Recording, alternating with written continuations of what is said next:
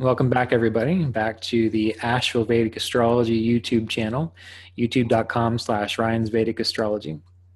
I'm here once again with Channing Ayers on another analysis of a chart for your education as we go through the questions that were asked of this chart. And we're going to be looking at a Capricorn Ascendant today. And the question that we have is, will I ever be a famous musician?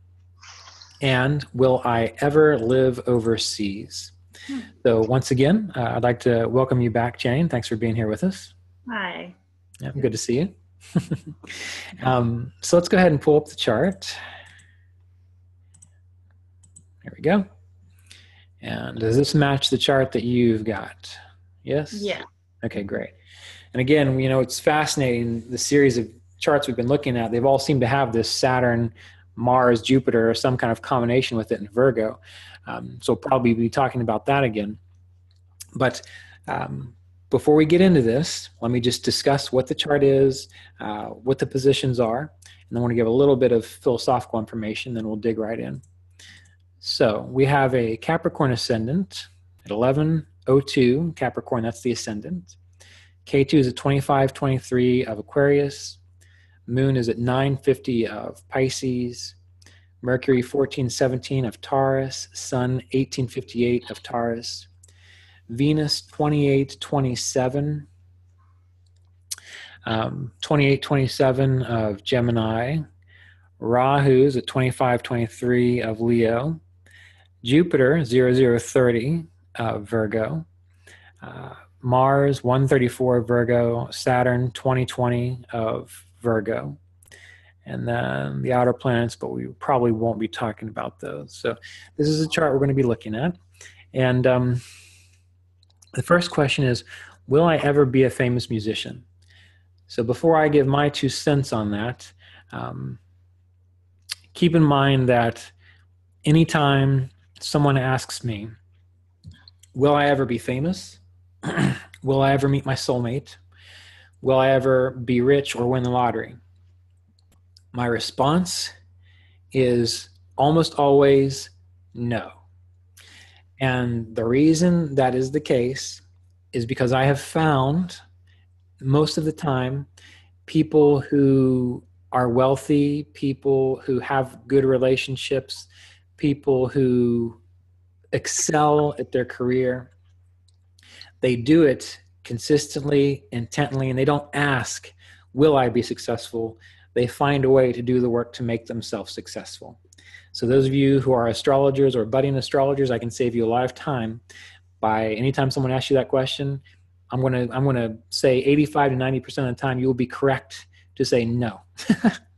And that's not to be funny, that's just simply to kind of get into the reality of what it takes to be successful in any area of life. But we are going to look at this chart because there are some positive aspects to it. But that's my philosophical rant for the day. So Channing, we'll let you take a look at this first. When you look at this chart and the question, you are asked this question, the client is there and he brings in his chart and he thrusts it in front of you and he says, please tell me, will I ever be a successful musician? What do you do? Well, I kind of picked that sentence apart, and musician is one part of it and famous is the other part of it. So 2 different questions there. You know, the Atmakarika is Venus. So Venus is Rashi aspected by the moon, which is the 7th lord. We've got the 5th lord as Venus. We've got the 5th cusp lord as Mars. We've got the 3rd cusp, Jupiter, Rashi aspecting. So we've got the elements for a musician. 3rd, 5th, 7th, Venus, moon, those things are all there for someone to pursue music.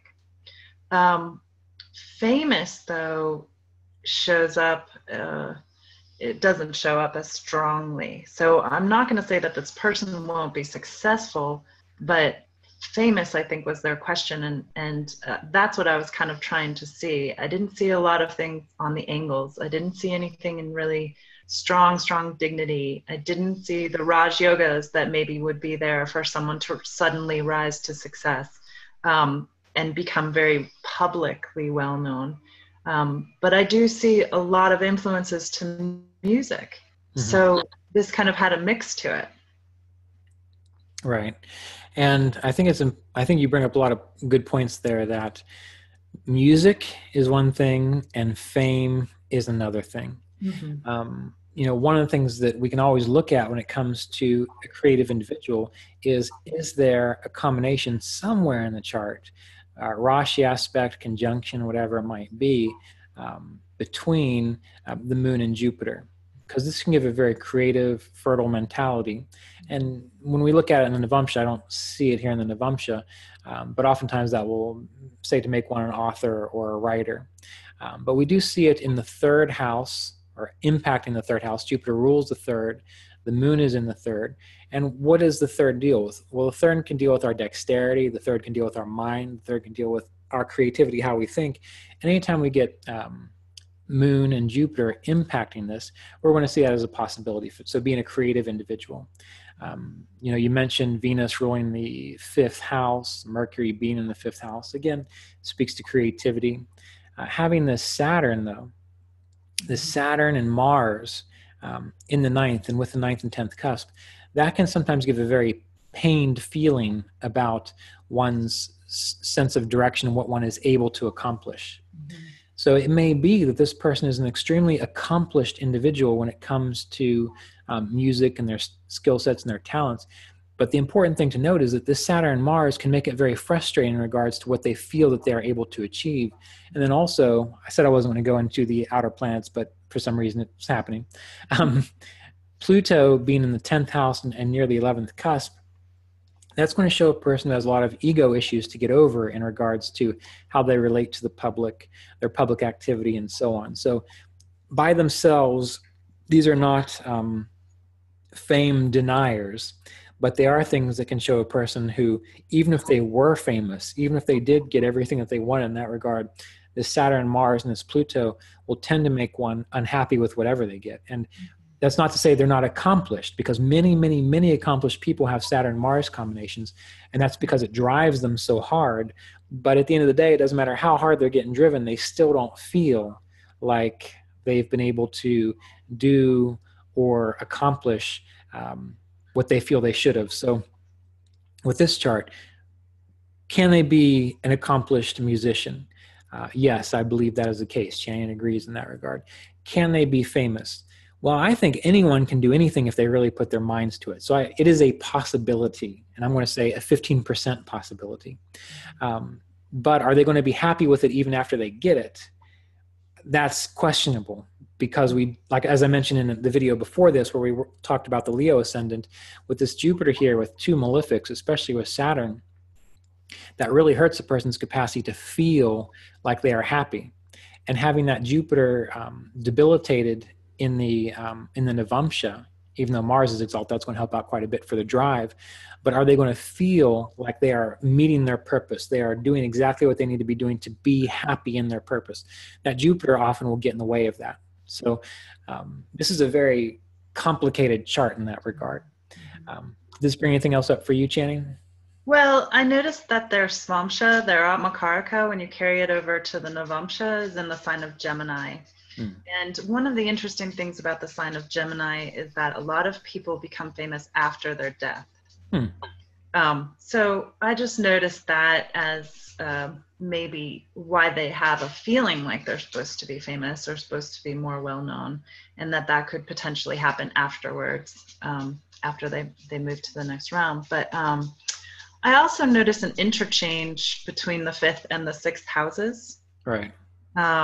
So that there can also, create obstacles, debts, delays. The fifth and sixth house yoga is a Danya yoga. So that, that definitely is maybe throwing things into their path that's keeping them from really applying all of their attention towards what they want to succeed in.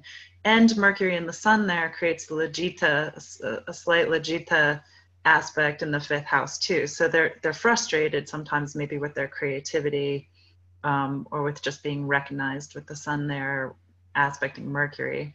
Right. And the Lajita Avashta that you just mentioned with the fifth house, again, one of the things I always try to make sure the astrological apprenticeship students at Asheville Vedic Astrology note are confluence, which means you see things happening in multiple areas. So she mentioned the difficulty here with the Avashta of Sun and Mercury, but that deals with creativity because it's the fifth house. But we can see confluence because then we also have the creative Karaka, Jupiter, with Saturn, Mars, some cruel influences in the ninth house. So that's more confluence, the sense of frustration. I didn't mean to interrupt you there, Chen. Did you have something else you wanted to add to that? Well, I also see Saturn and Mars as those planets that really push us to work really hard. So that through hard work, this person is still has some accomplishment because of that ninth house influence. That is definitely a placement for success and fortune, but it's going to take a lot of effort. They're going to really have to put a lot of effort. They can't sort of depend on luck. Right. That's the thing, is that this person may be optimistic at times, and healthy optimism is about the ability to apply their efforts and energies. Mm-hmm. Right. And if we look in the D10, which is a chart of great fruits, the success, where we're going to have a lot of activity, and in the D10, the two most important planets there are Sun and Saturn, because those are the two planets that the Sun is to follow our inspiration, and Saturn is to do the hard, tedious work to be successful. In the same way that Stephen King, in his book On Writing, Stephen King is a very prolific author. He says that, you don't write a book, you edit a book. And that what he's getting at there is that, you don't just come up with an idea and bam, there it is. He says you spend the months, the years refining, making everything precise, just the way you want it for greatness and success. And that's how Saturn works in the D10. And here we can see that the Sun is in good dignity, although it is in the eighth house in the D10, which can give, difficulty maintaining one's course. Maybe sometimes we get sidetracked. We're not able to be as focused as we need to be with our inspiration. But the biggest issue is the Saturn in the 12th. And that Saturn's in a great enemy sign in the Dasumpsha, which can show us that, if this person wants to tap into the 15% chance of being famous, they need to work on that Saturn, which is learning to do the hard, tedious work day in and day out, whether they get rewarded or whether they don't, for that success to come.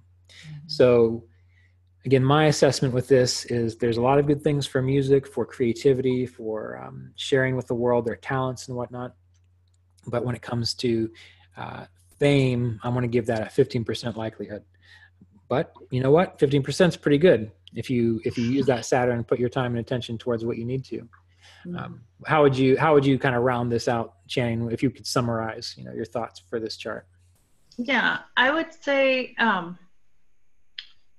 for this person to work on being happy with the small accomplishments too, with their, with the success that they do have in music, with developing their talents and their skills, and applying their energy to just keep doing it. It's not that it doesn't have purpose if you're not famous, right? It's still part of the path, is that creativity and that process. Right. Good. Okay, well, let's go ahead and move on to the next question for this chart. And this chart, the next question is, will I ever live overseas? Will I ever live overseas?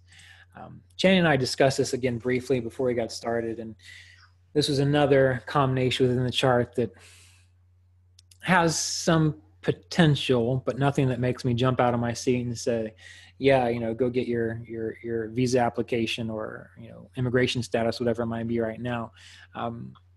So Jane, what do you think? When you look at this chart, what are some ideas that come to you for this particular question? Well, I definitely see travel and connection with foreign places. Mm-hmm. We've got the 12th and the 9th, and we've got the 3rd and the 4th in the 9th. So there's the potential for connection with foreign cultures, with education in foreign lands, with traveling for educational purposes. But I see that their ascendant is Capricorn, which is a home-based sign. And they also have their North Node in Leo, which is another place that brings people home at times. So there are some connections with the grounding. When you look into the, was it, oh, their Venus. Okay, Venus is their Amakaraka. We don't have the D4 up here, but we could look at that a little bit and see if we wanted to, if there were some things. But I think we did look at that a little bit, and we both decided there were some mixed factors. So while this person is going to potentially be connected to traveling, will they actually relocate to a foreign country was questionable. Right. Okay. I pretty much agree with the entire assessment you just gave. The travel is there, seventh lord in the third house. Jupiter is aspecting its own sign. Again, short distance travels. Jupiter is in the ninth house. It does rule the third, fourth, and 12th cusps. But, we do have this Saturn and Mars here again, giving kind of frustration to that process. So being able to fully achieve what one thinks one wants to do in that regard, I think that Saturn and Mars is going to get in the way. So what do we need to do? Well, maybe remedies to work on Saturn, remedies to work on Mars, Saturn mantras, again, being of service, remedies to work on Mars, learning to be more disciplined in their approach to life. One thing that kind of came to mind as I was looking at this chart, I thought, wow, famous musician, forget that. I think this person would be a wonderful music ethnologist, anyway, the people who study music, ethnicity of music, and travel the world sort of researching these things and talking about these things and teaching about these things. I know there's a name for it and it's not coming to mind right off the top of my head, but I think you understand what I'm getting at. Like, that would be wonderful, and that would allow them to travel for educational purposes, either to learn that, but also to travel the world studying different musics and this sort of a thing. So, world music, exploring world music, I would like to see them, get into that kind of a thing. So with this chart, again, when it comes to travel overseas or living overseas, for educational purposes, as Channing said, could it be something that they do permanently, as in forever? If I was going to give that a percentage chance based on some of the, looking at the confluence that I did before we got into this, I would give it a 45% chance in that regard, which isn't bad, but it's no better than a 50-50 chance, right? So this chart isn't extremely clear in that regard either, although I do think everything Channing said works very well. Any other thoughts on this that came up for you, Channing? Well, I mean, we're not going into the transits and the dashas and all that kind of thing, but of course that's also going to influence what is getting stimulated in their chart. And we can see Saturn's getting ready to come into Capricorn, into their first house, and that may ground them out a little bit. So for the next few years, I would say they're going to be focused on their path, and also their foundation. Right. And speaking of transits, you mentioned Saturn going into the first. Well, Jupiter will be transiting into their 12th, not fall of 2018, but fall of 2019. So we've got fall of 2018. We got a year. Yeah, Jupiter goes into Sag. Right. So Jupiter will go into Sag fall of 2018. So will there be more opportunities for travel during that time? Will there be more opportunities for movement overseas? I think if we're going to go by transits, only looking at Jupiter, of course, that could be a supportive time for that. So, all right. Yeah, go ahead. Did you have something else to finish up for this? Oh, well, I mean, I was just glancing at their dashas. Mercury rules the 9th and 10th cusp. So, I mean, there's some travel opportunities that are going on. I think it's going to be more interesting when they get into their K2 dasha too, which will kind of, possibly change some things as far as where they are at that time point. Right. And the Mercury moon. So if we look at Mercury moon, Mercury, as you mentioned, rules the 9th and the 10th. Yeah. 1, 2, 3. This is in the 5th, and the moon is in the 3rd. And then from Mercury, the moon rules the 3rd, and then the 3rd lord from Mercury goes into the 11th. So again, maybe matching up with that Jupiter transit, that Mercury moon could also speak to gains through foreign travel or travels as well. So it's possible, and those would probably be the times I'd look at too. All right. Well, thank you again, Channing, for being here. Let me stop sharing this. It was great having you. And we don't have any other charts scheduled at this point. But again, as I mentioned in the previous videos, we have a list of people who applied for this kind of work. So once we get through all of those people, should we continue to do this series? I think it's a good one. I'll put another announcement on the Asheville Vedic Astrology Facebook page. But for now, you don't have to ask because we keep getting more and more questions. And I understand. And the purpose of these videos is for educational purposes, so that people can see how an astrologer or a group of astrologers can look at a chart and come to a conclusion. Maybe in the future, we can try to round up a few more of us to also have a conversation. But right now, it seems that Chang and I are the only ones that, that are able to do it. All right. Well, thank you, Chang. It was great. Thanks, Ryan. I appreciate it. Okay.